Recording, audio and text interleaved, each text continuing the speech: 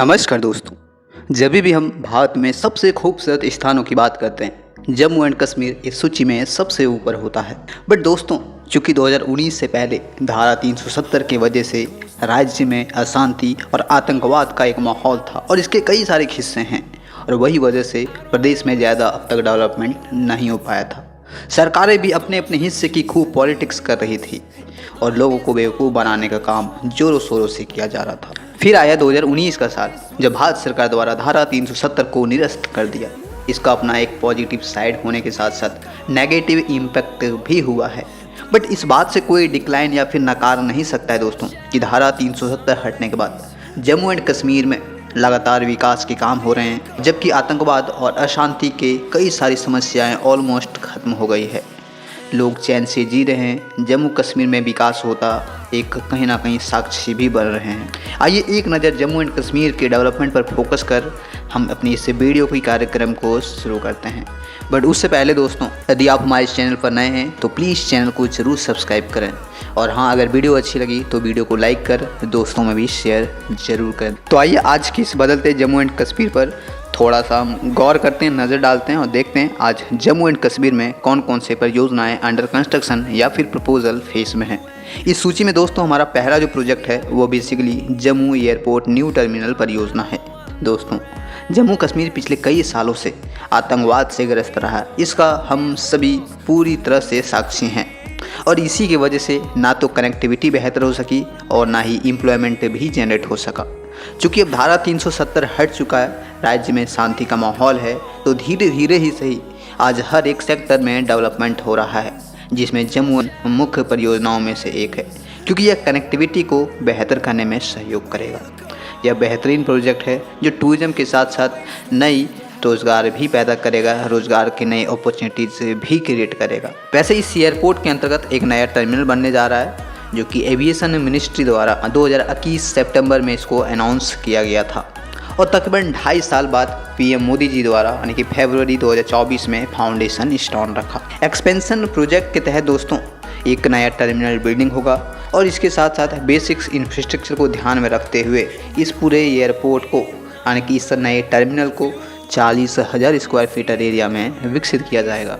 नए टर्मिनल को बनाने में तकरीबन 865 करोड़ की लागत आने वाली है। बताया जा रहा है कि नया टर्मिनल 200 पैसेंजर्स को पीक आवर में हैंडल करने की क्षमता होगी, जबकि एनुअली 40 लाख पैसेंजर्स को हैंडल करने के सक्षम होगा। वहीं इस परियोजना के अंतर्गत दोस्तों एक बहुत बड़ी पार्किंग भी प्रस्तावित की गई है, जो कहीं ना कहीं आज के डेट में कंप्लीट होता दिख रहा है। उम्मीद करेंगे जम्मू एयरपोर्ट नई उम्मीद और नए रोजगार लेकर आए। इस सूची में हमारा दूसरा महत्वपूर्ण परियोजना है श्रीनगर रिंग रोड परियोजना। दरअसल दोस्तों यह एक 66.8 किलोमीटर का एक सर्कुलर रोड परियोजना है, जिसे प्रधानमंत्री मोदी जी द्वारा फेज 1 के लिए 42.1 किलोमीटर का सेक्शन का फाउंडेशन स्टोन रखा था। पूरा सेक्शन 4 लेन के तर्ज पर विकसित होगा दोस्तों, जिसकी लागत 339 करोड़ आने वाली है। आज ऑलमोस्ट यह पूरा सेक्शन कंप्लीट भी हो चुका है, और NHAI द्वारा इसे ग्रीन फील्ड अलाइनमेंट के रूप में विकसित कर रही है। हालांकि दूसरे चरण के लिए प्रधानमंत्री मोदी जी 24.7 किलोमीटर का ब्राउन फील्ड सेक्शंस का भी फाउंडेशन स्टोन रखा है, जिसमें 4 लेन के तर्ज पर इस पूरे सेक्शन को चौड़ीकरण किया जाना, यानी कि ब्राउन फील्ड के तर्ज पर यानी कि पुराने एग्जिस्टिंग रिंग रोड को ही रेनोवेट करके चौड़ा किया जाना है।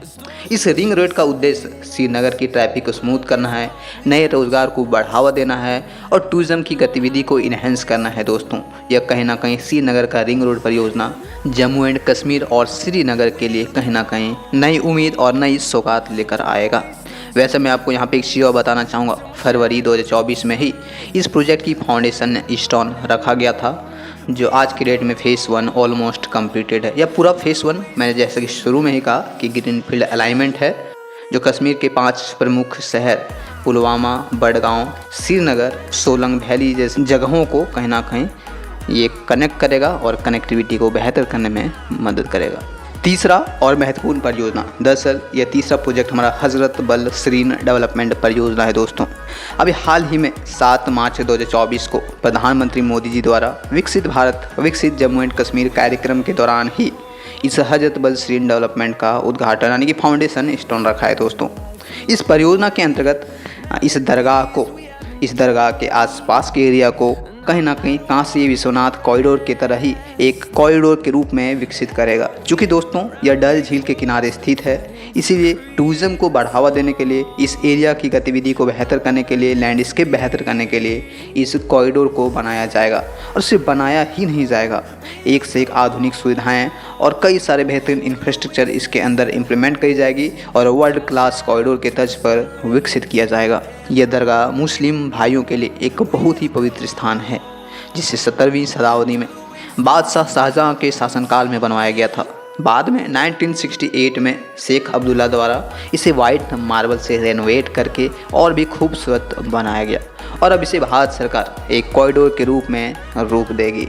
तो देखते हैं दोस्तों, यह हज़रत बल श्रीन डेवलपमेंट जो कि काशी विश्वनाथ के तर्ज पर विकसित होगा, वो कब तक डेवलपमेंट हो पाता है। वहीं दोस्तों, आज का चौथा और बड़ा महत्वपूर्ण परियोजना है USBRL परियोजना।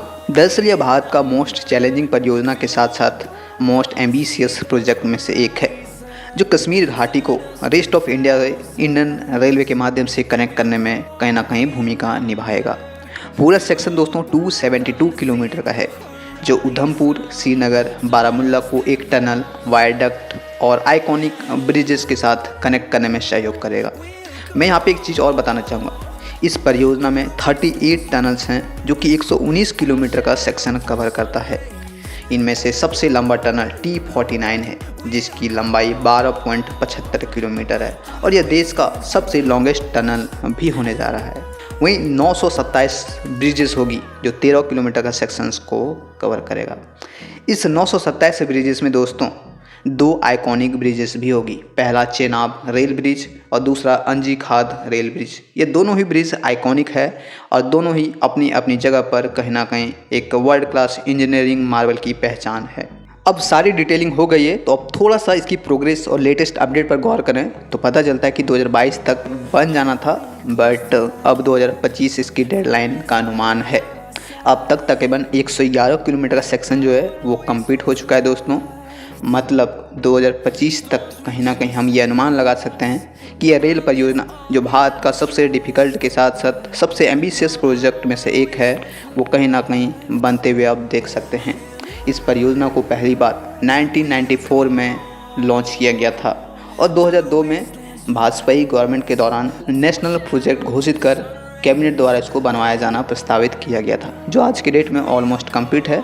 उम्मीद करेंगे जल्दी यह ऑपरेशनल होगी और 12 महीने Jammu and Kashmir rest of India से कनेक्टिविटी मिलेगी दोस्तों। इससे कई बेनिफिट्स हैं। हमारे टूरिज़्म इंडस्ट्री बढ़ेगा, कहीं ना कहीं हमारे इकोनॉमिक गतिविधि बेहतर होगी और हम जम्मू एंड कश्मीर और चाइना बॉर्डर से हम 12 महीने कनेक्टिविटी बनाए रखेंगे। तो दोस्तों, ये थे कुछ महत्वपूर्ण परियोजनाएँ। बट आज इतना ही नहीं, जम्मू एंड कश्मीर में IIM से लेकर IIT, एम्स अभी भी कहीं ना कहीं कई जगहों पर बन रहा है। 20 से अधिक जगहों पर आज प्रसाद योजना के तहत तीर्थ स्थलों को एक कॉरिडोर के रूप में विकसित करने पर भी आज जम्मू एंड कश्मीर में काम चल रहा है। 10 से अधिक एरीगेशन प्रोजेक्ट और एनर्जी प्रोजेक्ट पर भी आज जम्मू एंड कश्मीर में काम चल रहा है। वहीं 20,000 करोड़ रुपये की सड़कों और टनल पर आज काम हो रहा है। दिल्ली से कनेक्ट करने वाली दिल्ली अमृतसर कटरा एक्सप्रेसवे पर भी काम हो रहा है। और इतना ही नहीं दोस्तों, फ्यूचर में जम्मू एंड कश्मीर में मेट्रो का भी प्रावधान है, जबकि दुबई की कई सारी कंपनियां जम्मू, श्रीनगर और कश्मीर में इन्वेस्टमेंट करने के लिए आतुर हैं। मुझे लगता है कि आने वाला भविष्य जम्मू एंड कश्मीर के लिए बेहतरीन है और इसीलिए हम ये उम्मीद कर सकते हैं कि कहीं ना कहीं 2030 तक हमारा जम्मू एंड कश्मीर, जो कहीं ना कहीं आज भारत का दुनिया का सबसे खूबसूरत स्थानों में से एक है, कहीं ना कहीं आने वाले समय में स्विट्ज़रलैंड जैसे कंट्री को भी कंप्लीट कर पाएंगे।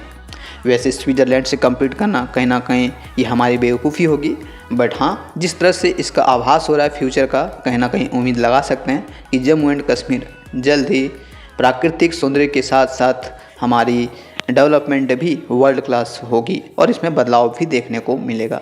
हालांकि ये हमारी एजम्पशन है। आप इस विषय में क्या सोचते हैं कमेंट सेक्शन में ज़रूर बताएं। और हाँ, अब तक हमारे वीडियोज़ को देख रहे हैं तो प्लीज़ कमेंट सेक्शन में जय हिंद और जय श्री राम लिखना बिल्कुल भी ना भूलें दोस्तों। जय हिंद, जय श्री राम।